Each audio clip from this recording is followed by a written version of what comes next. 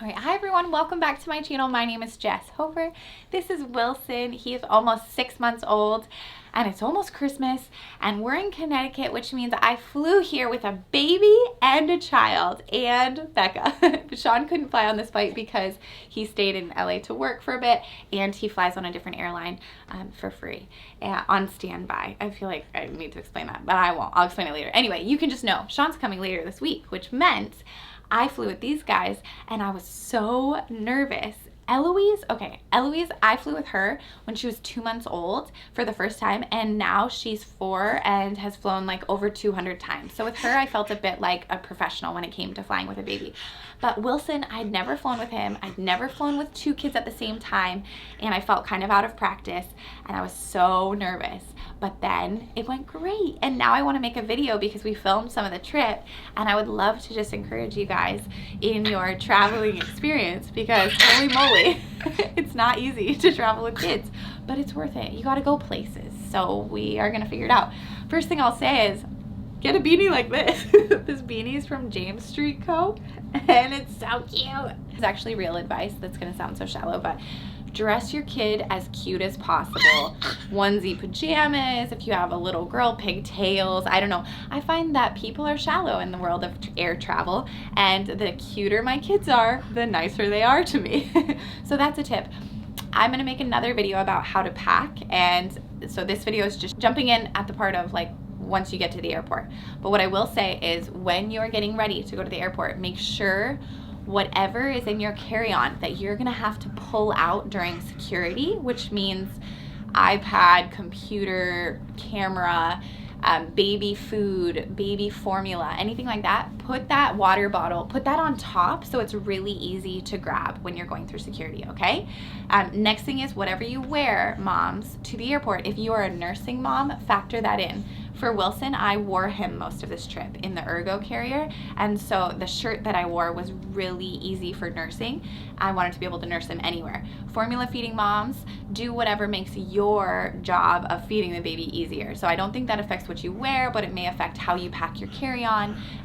Think that part through before you get to the airport. Okay, now, so you've arrived to the airport with your really cute kids and your courage and your beauty and your confidence, and you're gonna walk on over to the full service check-in counter. So that was actually a mistake I made. I went to the kiosk and checked us in like, you know, normal folk.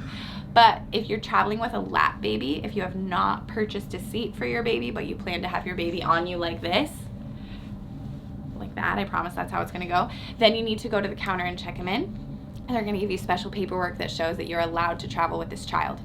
Normally you need to have a birth certificate to fly with your baby. I did not yet have his birth certificate, so I brought his immunization record. I brought a document from the hospital saying he was my kid, and his social security card I brought accidentally. I didn't know I had it till today, but I have that too. So that's something. Bring documents to show your kid is your kid. Then in the check-in line, he pooped. No big deal. That stuff is like a little crazy because they just poop whenever they want. But so all we did was checked him in, then went to the loo, changed his diaper, then hopped in the security line. If you're in security and you're wearing your baby in the ergo, then they will not make you take your baby out of the carrier. If you arrive to the security line and your baby is in a stroller, they're gonna make you take him out of the stroller, and then you fold up the stroller and put it through the security belt. I used to do that with Eloise all the time. I didn't wear her as much as I wear him. So with her, I would take her out, hold her, and put the stroller through. That is like a magic trick. You're probably gonna need help. Don't hesitate to ask the people around you for help. If you're traveling with a friend or a partner, sibling, anybody like that, those can be your helpers. But if you're alone, like I was a lot with Eloise, then no big deal. Ask a stranger for help. It's the holiday time. They need to help you. It's good for them. Okay. When you're going through security, that's when they're gonna have you take off your shoes. If you have a kid, they won't make your kid take off her shoes, but you need to be able to take your shoes off. So factor that in when you get dressed before going to the airport. Also, if you have a sweater or a sweatshirt on, or if your kid, Eloise's age, not this guy, has a sweatshirt on, they'll make that be taken off. Stuffed animals as well. They wanna check your stuffed animals. probably to make sure your child is not taking illegal drugs to the neighboring state. This all may take longer than you want it to, so give yourself some extra time at the airport, especially because it's the holiday time, so then the airport's gonna be a little extra crazy. You go through security. You're not gonna go through the normal security because they don't like all those rays, you know, the security rays, the UV rays and the X-rays, to go through your baby. They want you to go through a separate security line, and once you go through, they're gonna check your hands for poison. Probably, I don't know what they're checking for, drugs, poison, your ability to be a parent. Once they approve your ability to be a parent, they may pull your carry-on bag and tell you that you forgot to pull something out that you were supposed to pull out. No big deal, that's normal. That happens to me all the time. This time around, they wanted to check a water bottle that I brought for Eloise and a pouch. Once you make it through security, cheer, because you did a really good job. That's like one of the hardest parts. You got through security, now you're amazing. I would say go straight to your gate. Even if you find out your flight is delayed, still go to your gate first. Make sure you know where it is. And you're also going to want to ask the gate agent, when do they board families? So we flew Southwest, so they board families after Group A, which means that you want to be standing there ready to work your way onto the plane and find an amazing seat that's just perfect for you guys, where you're going to have the most relaxing and satisfying trip of your life. Once you figure that out, you can use the loo if you have time. You can go fill up your water bottle that you brought or grab a snack or whatever. Do whatever you can to have a peaceful experience. Then you're gonna get on the airplane when they board your group. I tend to work my way sort of to like the mid-back section and find a row that just feels really good in my heart. And then I sit there. I always bring treats for the flight attendants, chocolate or candy or something, to show them that I'm grateful for them. I used to do this even before I had kids. I find that, I don't know, they have hard jobs and I want to honor them. I also find that they take better care of me if they know that I also care about them. And when I'm traveling with kids, I really want to be taken care of. Takeoff and landing. That's the time when the baby's ears might hurt. So when the plane was taking off, I tried to nurse. He actually refused it. So I gave him the pacifier and hoped for the best. This would happen with Eloise sometimes too, even though she didn't take a pacifier, so she would just refuse it. Once her ears started to hurt, then she would cry a little bit, and then she would receive my breast into her mouth and be soothed. The graphic detail. Don't freak out too much at that part. If your baby's in a lot of pain, they will eventually receive your tender, loving care. For Eloise, my young one, okay, Eloise, you know that one I'm talking about, the cat child I have. Okay, I brought her a toy. I brought her a toy she had never seen before. Very Pinterest of me. I didn't do that every flight I had because she flew too much. She'd be a spoiled, rotten child. But on this flight, I brought her a Christmas present she hadn't seen before, and it was these fantastic magnetic toys that occupied her attention for a really long time. We also downloaded some movies for her so that she would sit quietly and watch them. For Wilson, he was kind of fussy at the beginning. I knew he'd probably sleep. Babies like the white noise of the flights generally. The older Eloise got, the harder it was. There was a window of time where it was pretty hard for Eloise. She was around 9 months old when we had our hardest flight. Don't be discouraged. If you have a 9-month-old, it's gonna be fine. But I just find that sometimes when they're in between ages of like wanting to play but also wanting to sleep, it can be challenging. Just like when they learn how to walk and they actually just want to run up and down the airplane aisle. There's just different challenges in different ages. You'll be fine. I think the people who were most active on this flight were all the parents.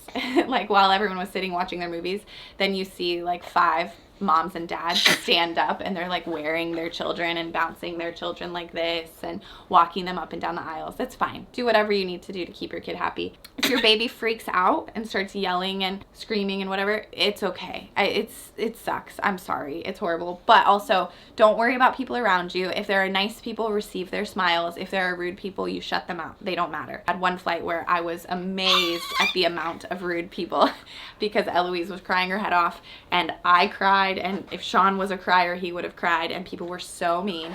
Oh, okay, so here's a tip though. So looking back on that flight went so badly because of the time of day that I booked it. So you know your baby. Some kids do really well on overnight flights. They sleep really well in the night. My daughter was not one of those kids, and I ended up booking a flight that got delayed and became an overnight flight. Ended up flying us over, like, sorry, it's a long story, but ended up flying us to the wrong city, and then we had to have a layover and then fly to the place we were actually going. And it was all an error with the airline, and I should have just said, thank you, but no thank you. I'll wait another day and fly to where I'm going and know that my baby will be okay. Yeah, just some flights are hard, and they are hard, but they're temporary. That flight that was horrible was 5 hours. Felt like a whole day of torture, but 5 hours is just 5 hours. It's okay. You're gonna have a great flight. Don't be discouraged. I'm just trying to tell you a bad story because I survived and I even had another kid, and at that point I was like, I'm done. Why does anyone have children? But they're great.